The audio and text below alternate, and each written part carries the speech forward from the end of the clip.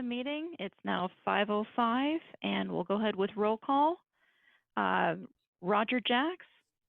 Here. Sydney Bailey is, unfortunately, she has resigned due to a conflict in her new job schedule, so she will no longer be able to serve on the commission. Next is Lee Holloway, and it looks like he's absent. Next is John Engelson.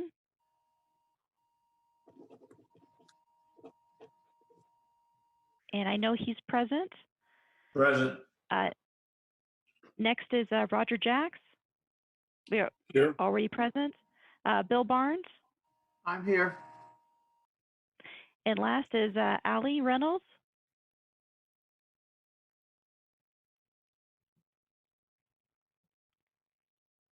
And Allie's here. Otherwise, we have a quorum. Okay, very good. The meeting has been called to order. Please join me in the Pledge of Allegiance.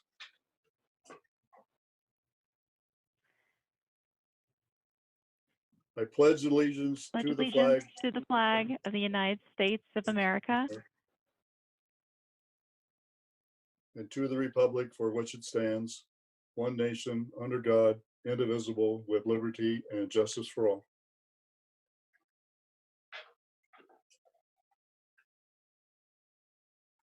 All right, thank you. And that brings us to approval of the minutes, but it says a special meeting, no prior minutes to approve. So that would take us to consideration of public comments. And my understanding is we have none this evening. That's correct, Roger. No public comments have been submitted today. Okay. That brings us to item number 3, which would be Parks and Open Space Trails and Recreation Master Plan Draft. Hi, everyone. Can you hear me? Loud and clear. Yes. Okay. And Annie, do I have the ability to share my screen? You do. Wonderful.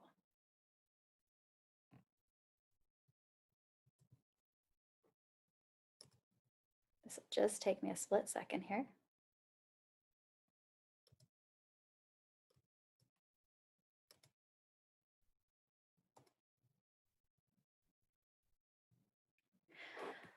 Well, to begin with, my name's Teresa Jackson. It's a pleasure to be here with all of you again this evening. I had hoped to be there in person. That was the goal, but as you know, things are just changing very rapidly. I did review this material with staff today and we had a productive conversation. So I do feel strongly that even though we're virtual, we can review the information and get some valuable feedback from you. So I'm with a company called Greenplay, and we were contracted to develop the master plan for the department. So a Parks, Open Space, Trails, and Recreation Master Plan, a document that will guide the department over the next 10 years. So at this point, we have provided the department with a draft document. And for this evening's discussion, our intention is to go through the action plan. It is a sizable document, so I'm not sure if all of you have had the opportunity to read through it. But as we're going through the action plan, they are the straightforward recommendations and the timeline as to when we feel as though they should be implemented. The support for these recommendations I'll reference through our conversation tonight, but within the document itself, that's where you'll find the support, whether it's data-driven or it's come out of the survey or through public comment or staff comment. So to begin with, I just wanted to touch on how we got to this point. So something that's very critical when we're putting together a master plan for a community is public input. That really helps us to gain an understanding as to what your community is looking for over the next 10 years. And so we had a variety of methods that we used when we were able to come out on site and be with you. We had a number of stakeholder interviews. We conducted focus groups. We had a public forum. And we also had an invite survey and an open link survey, and I'll touch a bit more on that. With the stakeholder meetings, we conducted 8 of those. We had 3 of the focus group meetings, and then we had the public forum for a total of 108 community touches. And we took that information, and that's how we developed the survey. So the themes that we heard that surfaced to the top, we took those and developed survey questions around those so we could further test if that's what the greater community was looking for. So with the survey, we had 398 completed from the invite side, and then 215 through the open link, really giving us less than a 5% margin of error. So we have a high level of confidence that what we learned through the survey is felt throughout your community. And some of you were at the last presentation where we did an update. So some of this is repeated, but I wanted to touch one more time on the items that surfaced to the top as to what we heard from the community, because you're gonna see these turn into recommendations as we go through this. So first and foremost, we heard that there was a need for an indoor facility. We heard that additional funding and staff are needed to support facilities. There's a desire for splash pads or a zero entry pool, also an amphitheater or performance space. There's a need for additional sports fields. We also heard quite a bit about your trails, a desire for more trailhead amenities, and connectivity is important to the community. And last, we heard that an investment in parks and recreation services is an investment in the community. And that was an exact quote from an individual at a meeting that got quite a bit of support.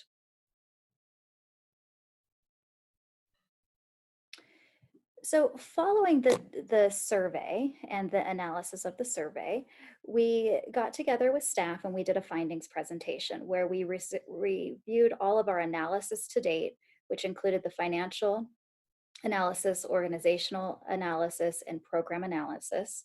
And we also went over the survey, very similar to what we did with your group, just slightly more in depth. And from that findings, we then had a visioning workshop.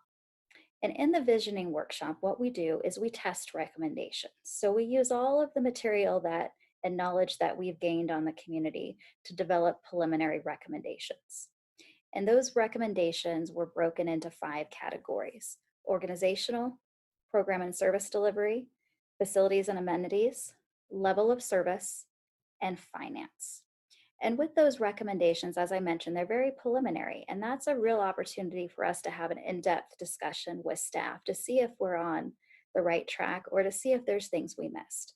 And in that conversation, we did identify some things that needed to be added. And with that information, that's what allows us to fully develop the recommendations, which includes goals, objectives, and then the action plan. So tonight I'm going to go through the action plan broken up into the categories. And what you're going to see is that the specific action also has a cost estimate. There are a few that we're still working on. You'll see some TBAs in there. But it also lists the prioritization. And so we've identified if we believe it should be a short-term goal within the next 3 years, a midterm goal in the next 4 to 6 years, a long-term goal in the next 7 to 10 years, or something that should always be done. It'll list ongoing. And so tonight, as I go through these, I'll go through a slide at a time, and then we'd really like to hear from you. If you have thoughts or questions or don't quite understand the direction the recommendation is going in, we want to make sure that ultimately the action plan fully represents what the community is seeking and is a document that will support staff in their work.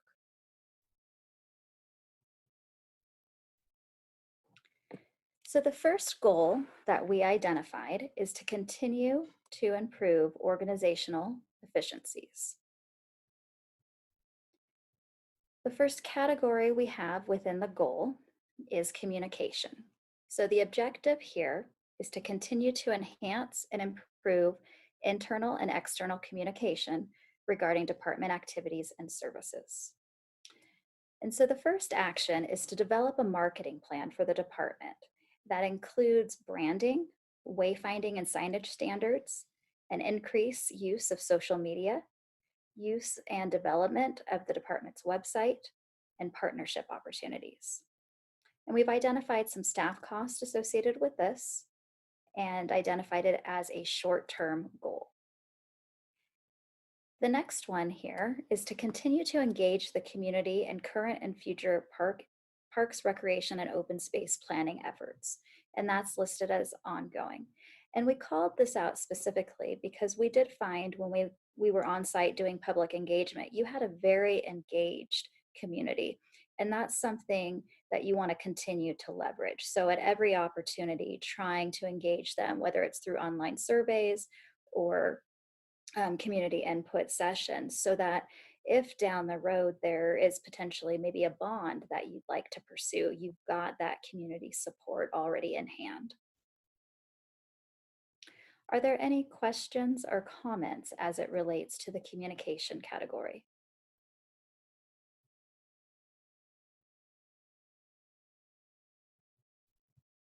Okay, this one is pretty straightforward, so I am going to continue.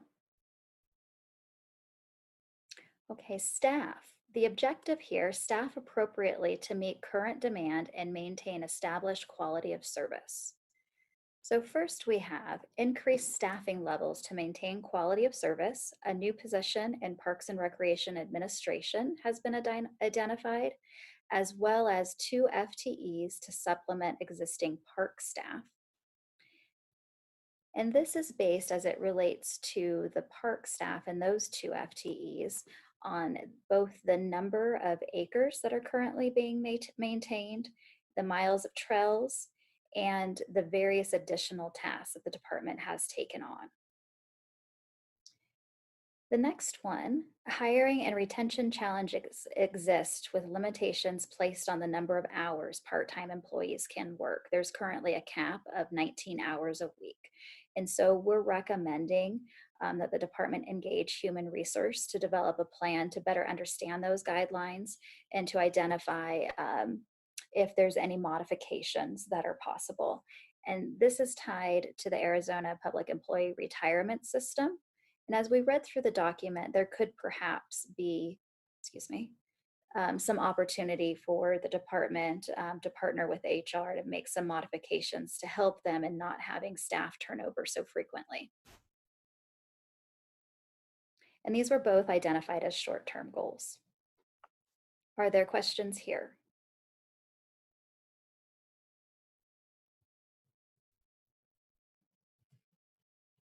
I will touch on that admin staff person as well. This came through quite a bit of conversation with staff, but we also use National Park and Recreation metrics to identify what appropriate staffing levels should look like. And the percentage of admin was very low for the department. And with the number of software systems and the marketing we're recommending, we feel strongly that an additional position in that category could really support the department on the whole.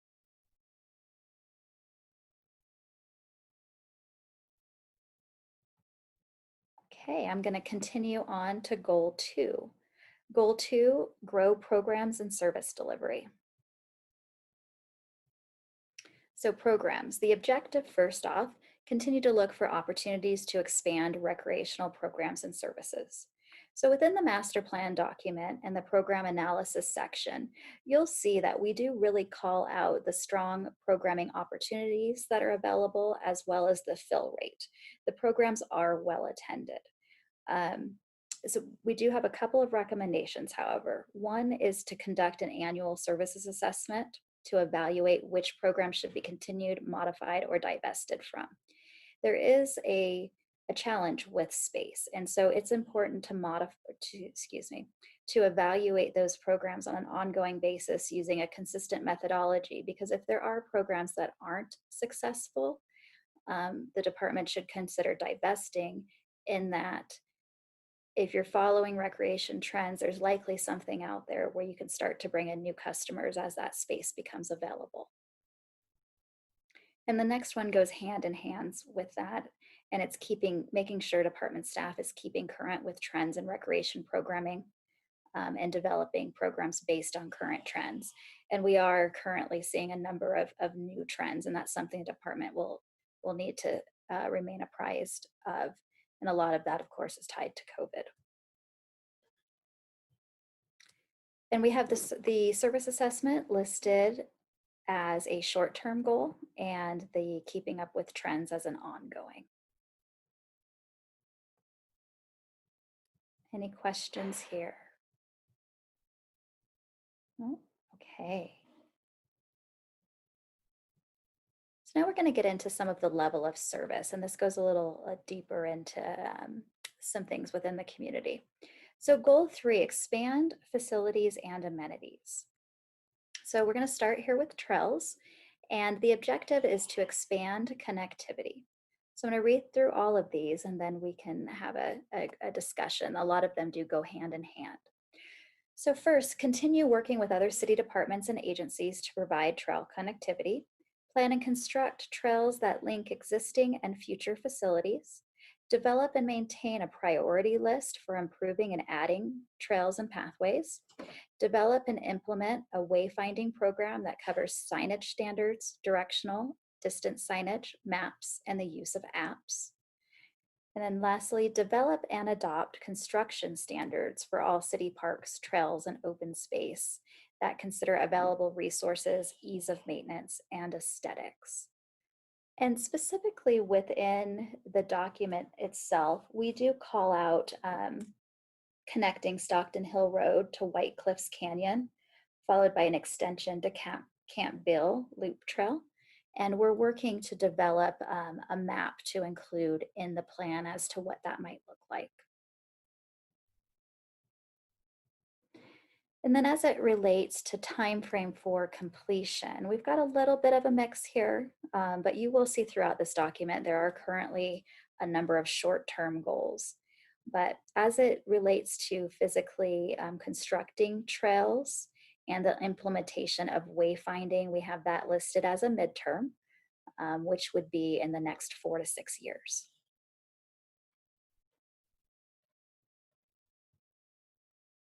Any questions? Okay.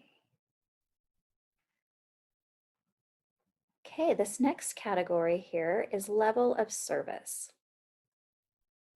So when we met previously, we did discuss that we have a company called J2 that went out to all of the existing park sites and evaluated the components within all of the parks and did mapping. And so these recommendations are coming from that work. So first we have address low scoring components and amenities from the master plan inventory by upgrading, replacing, or repurposing components or amenities where appropriate. Create an asset replacement schedule.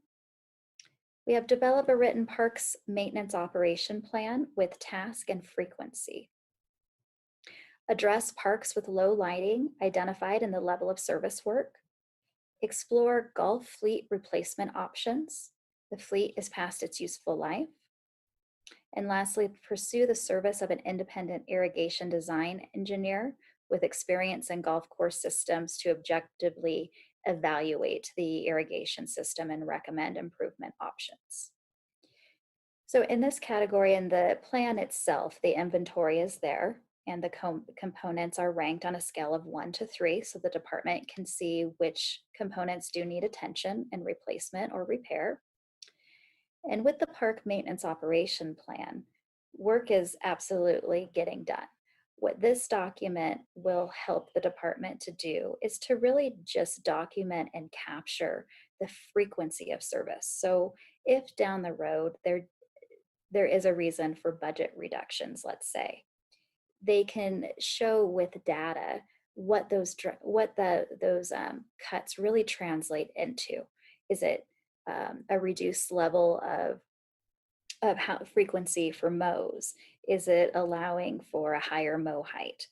It's just a tool that will serve them in the long term. So in this section, again, we have quite a few of short term, but the lighting on that one, that has been identified as a midterm. While safety and security is important, we didn't see a high concern in the survey. And so on that one, we felt that it made sense to allow really for more time for something like that to be evaluated and implemented. Any thoughts or questions here?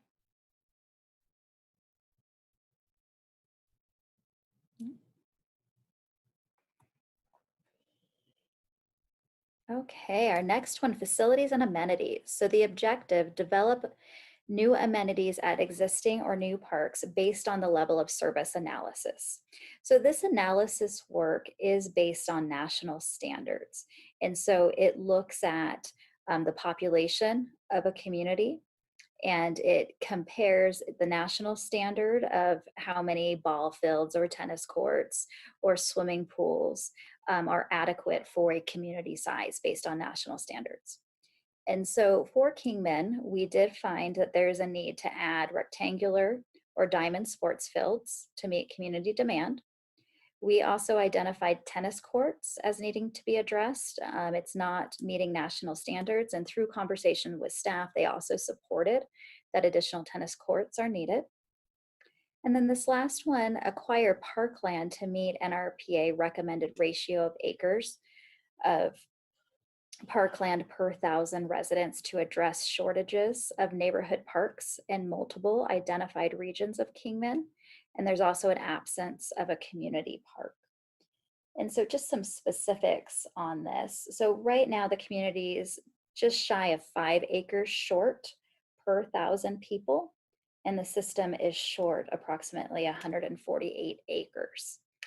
And we have provided a number of heat maps in the plan that shows the 10-minute walk distance between neighborhood parks. And so where you have gaps in that 10-minute walk distance is where parks are recommended.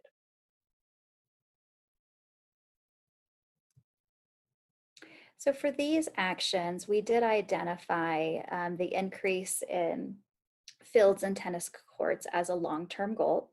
More land would likely need to be acquired. And we have the purchasing or acquiring of additional land as a midterm goal. Any questions on this?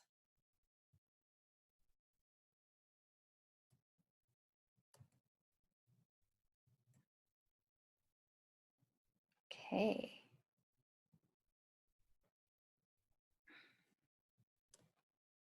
So the next one here is indoor facilities. The objective, look for opportunities to develop a new recreation center to meet community demand. And this was something we heard in the survey from staff during the SWOT analysis, and quite a bit during our focus groups. So the first step, the first action identified as a short term is to look for opportunities to develop a new rec center and to conduct a feasibility study for the facility, develop priorities along with conceptual plans, financial projections for constructions, an O&M budget, and a pro forma for operations.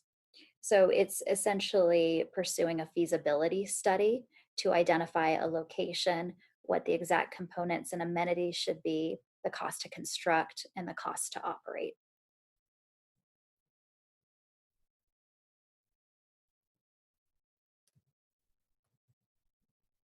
Any questions on this one? What would the recreation center be used for? Well, it could take on a variety of uses, and that's where the feasibility study can kind of drill into what the community is looking for. Most traditional recreation centers are currently multi-generational, where you'll have a gymnasium for basketball and pickleball. You might have some sort of senior lounge, a fitness area that could include fitness rooms and fitness equipment, and potentially a pool, but there is a high expense with an indoor pool. But it really depends on what's needed in the community. If you have a high number of private fitness providers, maybe that's square footage that you don't want to include. Maybe that's something that you don't want to subsidize and you want to keep it more to classroom space so you can conduct camps and classes. So it does vary by community based on what existing opportunities there already are. If I can jump in for just a quick second, we have like a lot of leagues and things like that that we work with the schools with, and with the schools being busy, and even right now with the COVID, they're not allowing anybody in the school. So it gets to be a challenge for us to have our programs and not be able to have them. So that would be one of the areas where it'd be really helpful too. And like I said, we have a good working relationship with the schools, but they're so busy too with their facilities that we a lot of times can't get in to do the things we need to do. So that's one of the other things that would be useful.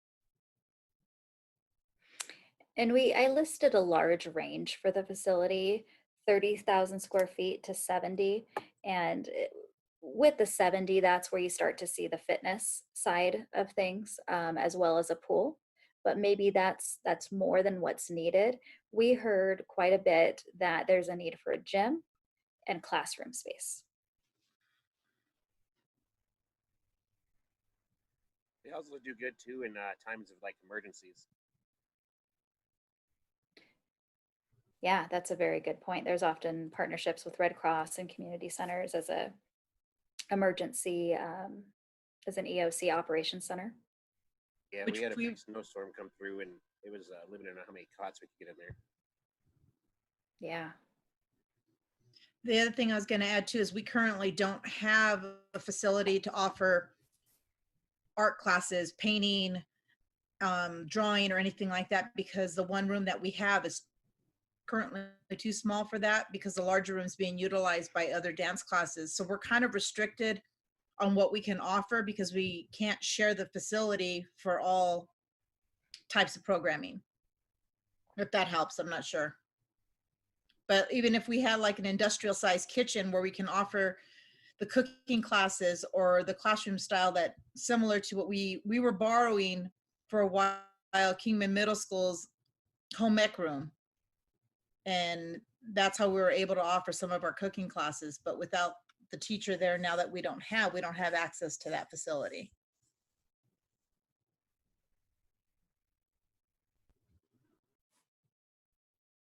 Okay.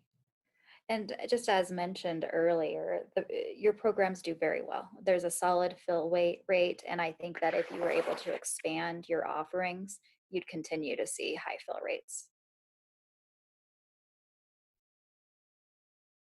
Looking at the price that you propose on there, it looks like that would be a kind of a reach for the city of Kingman right now. Yeah, generally in order to build a facility, there is a bond involved.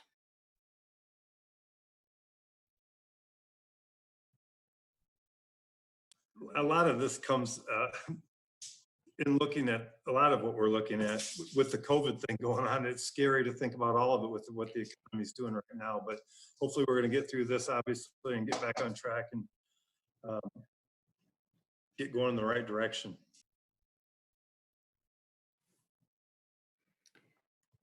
Okay, the next one here is comfort and customer service. So objective 3.5, upgrade convenience and customer service amenities at existing facilities. So these are items that were called out through community engagement and review of the facilities. And just to piggyback on what Mike said, I mean, we have some short-term goals in here, which is up to 3 years. And the next year, some of these, they might really sit on the back burner because of the current economic conditions. And that's okay. This is a 10-year document. Even if, you aren't able to start implementing until 3 years, it still helps to prioritize what should come first. So first off, we have explore opportunities to add park shelters and upgrade trailhead amenities. And then 3.5B kind of echoes that in a sense. Develop and implement trailhead standards. Consider adding trailhead markers, maps, dog waste stations, trash cans, shade, and benches at trailheads. And we had the shade shelters listed as a short term. A midterm. And then the trailhead, some of those smaller items, listed as a short term, like the dog waste stations. And Mike, I don't have my notes from today's meeting. Did we determine midterm felt better on the trailhead standards? I think where you have it is good. Okay, I think that's what we talked about. Okay. Obviously, trails are very important to our community. I mean, in the meetings that we had, that came out, and we're working hard on it now. And, there's a lot more to do, obviously. We think it's valuable. Any community that you see that has good trail system, that's where businesses have a tendency to go. So it takes that, that's a quality of life issue that a lot of people are interested in having. yeah, it's become really a tourist attraction. And you've got websites out there where people can post the photos and they can rate your trails, and they are very popular.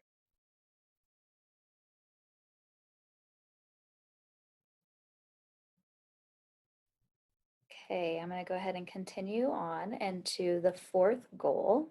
This is our final goal here, and this is to increase financial opportunities. So funding. So something you'll see, well, first off, the objective, explore funding opportunities. And something you'll see as you're going through the plan is the reinstatement of the developer investment fees is called out several times. And we have that listed as a short-term priority. Re-implementing those fees can help to support some of the other things that are identified in this plan. So that's what we have listed first. Next, we have explore the feasibility of a bond for capital building projects, develop a nonprofit foundation for Parks and Rec to pursue grant opportunities and philanthropic donations, seek to increase general fund allocation to address recommendations from the plan, and then explore sponsorship and naming rights opportunities. And that's listed as an ongoing. The city already has a policy, and so that's something the department could potentially pursue as another opportunity for new revenues.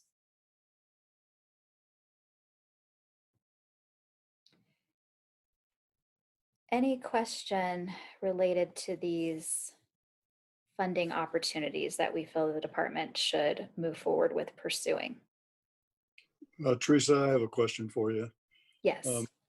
I was, kind of wondering, when you do a project like this for a city, and obviously next to a city is a county, and in the case of Kingman, there's kind of an intertwining of the city and the county that ends up being a general populated area.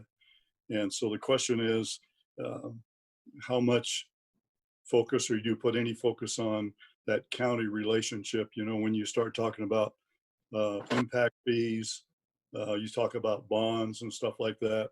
It seems like whatever could be done to be able to do that as a team with the county would be important, or it could oftentimes get rather lopsided.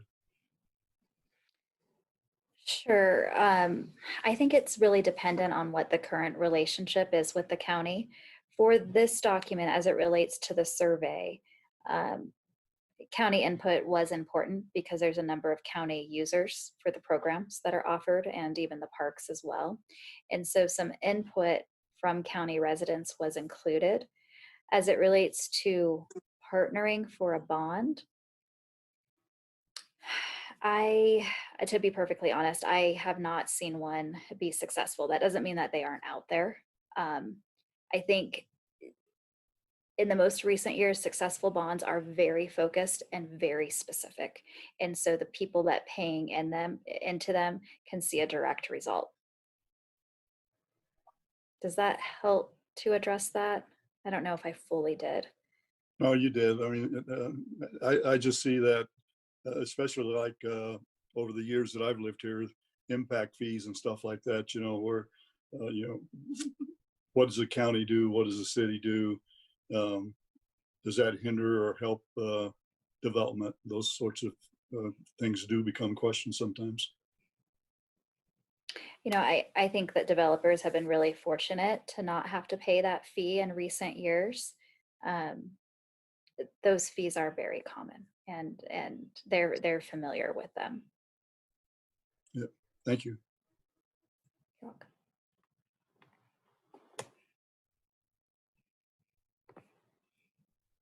Okay, so the next one here is resource allocation. Objective, explore developing and implementing a cost recovery and pricing philosophy and policy. So we have two actions here, and I will say that the department does have a very generalized cost recovery policy, or I shouldn't call it a policy, more of a process in place where they are really looking at what their class minimums are in order to make sure that they're recovering some cost before moving forward with the program. But we're recommending just taking that a little bit further and having a fully vetted policy and philosophy that supports community values.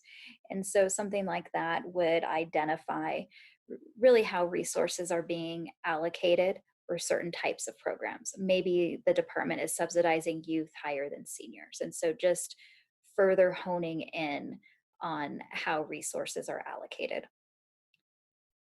And then the next one, as we were doing the financial analysis, we felt the cost recovery for the golf course was low. So we're recommending that the department explore fee increases specific to golf to increase that cost recovery. And we have the philosophy. Yeah, why only the golf course? Looking at their current cost recovery numbers, which is a little bit tricky because they have taken on so much in the last year and their revenues, you're seeing increased expenses and lower revenues. The last time fees were increased was 2017. And so COVID does make this a bit tricky. We have it listed as a short term. It's time to evaluate the market and look at what those are charging around you to see if there is the potential to raise the fees without losing customers. And it is a balance. We typically also recommend that fee increases are looked at on a very annual basis so that people become more accustomed to, okay, the cost of living goes up, the cost to play golf goes up, minimum wage goes up, the cost of golf goes up, instead of waiting 5 years and then it's a large increase, because that's more painful and more difficult for users to digest. As it relates to programs, they are I can recovering. jump in for 1 second. Yeah, go ahead. as well. And we have had cost increases in other programs, like a lot of our recreation programs. When minimum wage went up, a lot of our cost of our programs went up as well. So it's not, I wouldn't say it's only the golf course. That's all I would say. But the golf course is a challenging issue. And with the COVID thing, now's not a good time to talk about raising any fees really. But obviously we're going to get through that. And then I think would be a good time to evaluate all these. Yeah, if you look at the fees at the golf course now, the only, I guess the closest competition to Servat is probably Valley Vista. And they're about $10 a round cheaper, plus they provide a meal. And so I think it would be, I don't know, I don't have all the information, but on the other programs in town, but it just appears here, if somebody from the golf course looks at this, they're going to say, why are you just picking on the golf course? And I think there's some other things we could do too, in that the residents of Kingman subsidize the golf course, as they do most of the programs. And I think Mike would agree with that. So why not have a two-tiered system where people from outside the city of Kingman pay a different fee? They pay a little bit more, and the residents of Kingman, who are already kicking into their sales taxes and whatever, get a little bit of a break. And I just think that would be one way to go too. Yeah, there has been talk about that, and we used to have a resident non-resident rate, and there has been talk about going back to having that. And the city manager had a thought of some communities he's been in before where they have a discount card for city employees, city residents, and non-residents don't get the discount card. So those things can all be talked about and evaluated in the evaluation of the fees. Yeah. And you're right, Mike. There's a lot of different ways you can go to do these things. I would just like to see some more information on other programs, and instead of just putting it out here at the golf, that it's on the golf course to pay for itself. I think we need to look at it as an overall situation, not just a single entity type thing. Yeah, and I don't think that they're talking golf course paying for itself right off the bat. So we're a ways from that, but that's obviously a long-term goal. To get to that would be a great thing. I think we identified current cost recovery for the golf course at 56% without looking at the document. And so the fill was where, many years ago, the goal was 100% cost recovery. That's a low cost recovery for a golf course specifically. And so you're subsidizing the golf course at a high level. And so it's pursuing a potential fee increase. And Mike and I had chatted about that non-resident resident piece. And I do have to apologize. I did not get this in, and I didn't get that piece in here. And that could be a really good option to address having that higher fee really for those non-residents and increasing revenues on the whole. With recreation, it's a little bit harder. The national standard for cost recovery on recreation is 27%. It's a different beast than golf. It's standard for those type of programs to be subsidized at a higher level. And so in the plan, we do call out exactly where recreation is currently, and they are falling in line when you combine both the pool and the programming with national standards. And that's when you're calculating all of the direct and indirect cost. Well, one of the other things also is that I know you felt you had to make a big change this year in the golf course, Mike, and the management system and the way it's structured.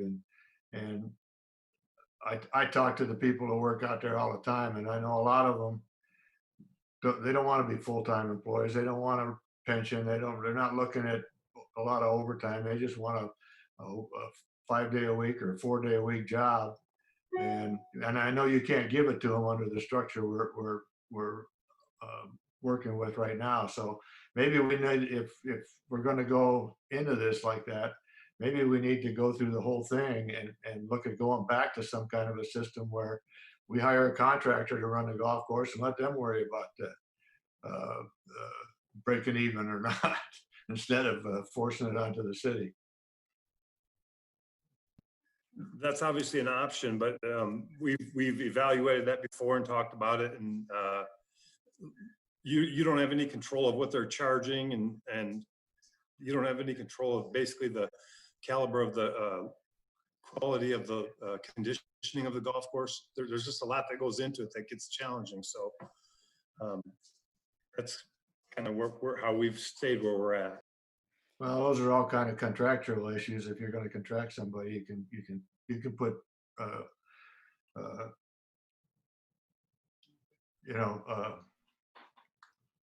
standards onto them, and maybe that's somewhere down the line, maybe we need to go back and look at that again. And this is intended to explore, not necessarily to implement. And I could add some language, Mike, if you think it's appropriate, that it's also looking at expenses. It doesn't always have to be fee increases. You can increase cost recovery by reducing expenses. And the golf course is in a very unique place right now because they've taken on all these new expenses that are just in the last 12 months. And so it's going to take time for certain things to evolve and find its way. So cost recovery may naturally increase if over time their expenses start to go down once they get their feet under them. We're confident it's going in the right direction now, and it has been since we took it over. So we're very confident that it's going to go in that direction. So like I say, it's not something that has to be decided today, and it's important. I think it would be a good idea to put in here about the resident and non-resident rates. I think those are all good suggestions. You might also want to consider senior rates as well. Charge them more, you mean, because they have all the money? No, charge them less because we're on fixed income. We do have senior rates though, but at any rate, it's all good.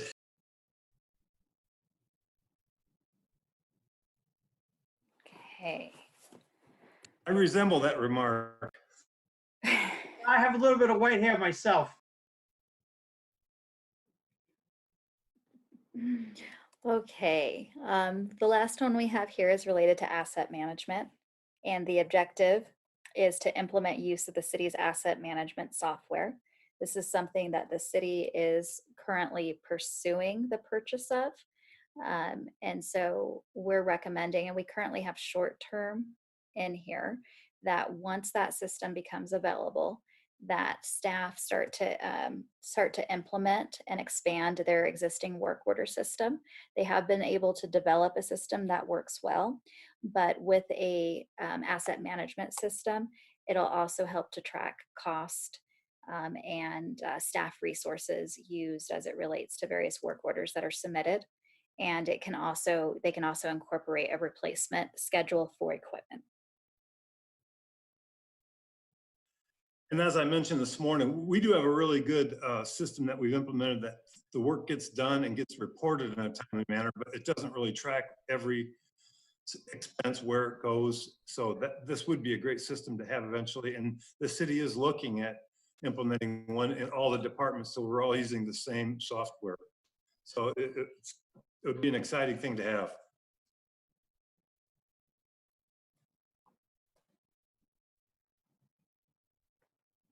Okay.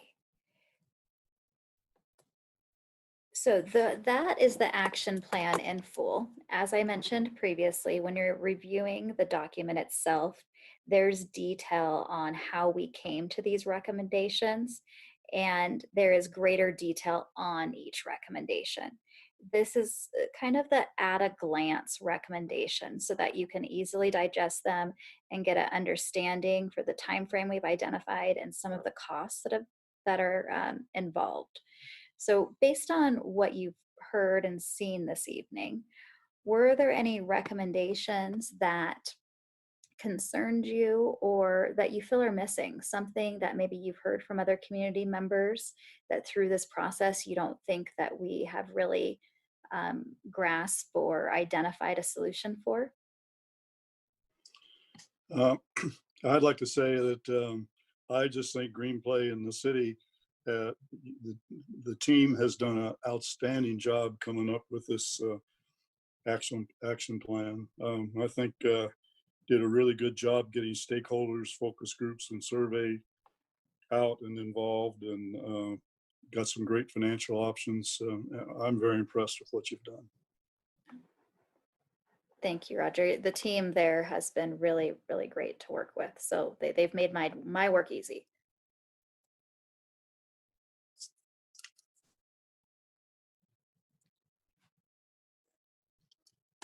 Okay.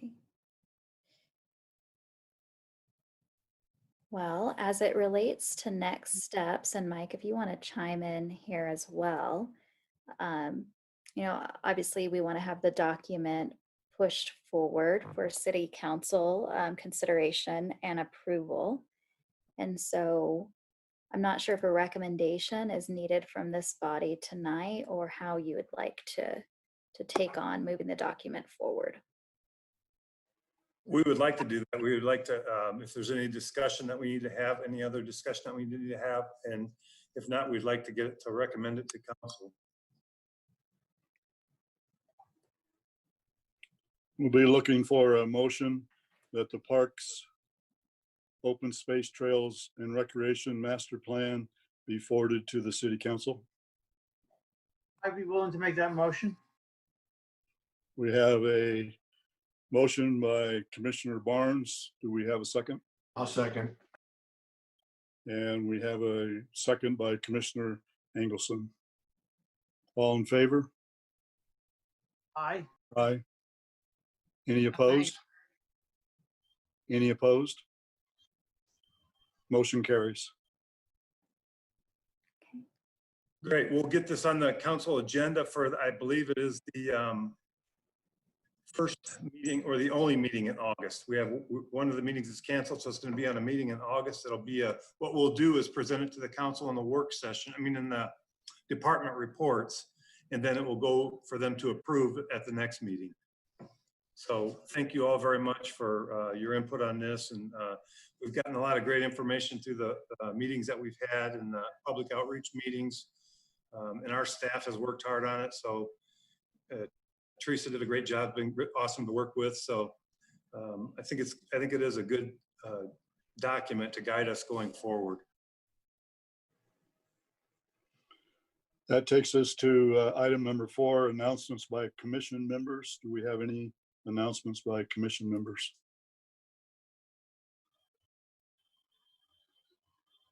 Hearing none, that takes us to item 5, adjournment. Do I have a motion for an adjournment? I move we adjourn. I'll second that. We have a motion by Commissioner Engelson and a second by Commissioner Barnes. All in favor? Aye. Aye. We are adjourned. Thank you all. You, everyone, have a good night. Thank you all. Take care. Thanks, everybody. Thanks, Teresa. Thank you. Good night, all. All right.